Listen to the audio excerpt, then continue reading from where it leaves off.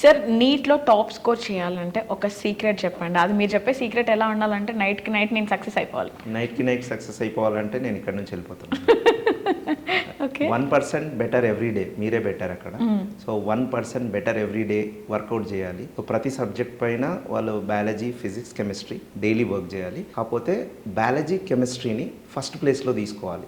Physics మన most of the students feel tough. So biology, chemistry కలిపి 540 మార్క్స్కి అవుతుంది. Biology they can score easily above 320 to 340 ఈజీగా చేయగలుగుతారు. సో బయాలజీ ఫస్ట్ ప్లేస్లో పెట్టుకోవాలి. ఎన్సీఆర్టీ టెక్స్ట్ బుక్ ఒక 8 to 10 టైమ్స్ చదవాలి. చదివిన ప్రతిసారి క్వశ్చన్స్ చేయాలి, పీవైక్యూస్ చేయాలి, టెక్స్ట్ బుక్ నుంచి డిఫరెంట్ టెక్స్ట్ బుక్స్ నుంచి క్వశ్చన్స్ చేయాలి. అండ్ కెమిస్ట్రీ కూడా థియరిటికల్గా మనకు ఆర్గానిక్, ఇన్ఆర్గానిక్ ఖచ్చితంగా చేయొచ్చు. ఫిజికల్లో కొంచెం టఫ్ ఫీల్ అవుతారు బైపీసీ స్టూడెంట్స్. సో దానిపైన కొంచెం తక్కువ ప్రాక్టీస్ చేసిన ప్రాబ్లం 120 to 140 ఈజీగా వస్తుంది. సో అక్కడనే వాళ్ళ 440, 450 అవుతుంది.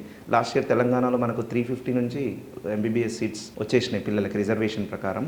మోస్ట్లీ 450 దగ్గర జనరల్ కేటగిరీ వాళ్ళకు కూడా సీట్స్ వచ్చినాయి. ఈ ఓన్లీ రెండుతోటి, ఇంకా ఫిజిక్స్ ఎంటర్ అవ్వలేదు.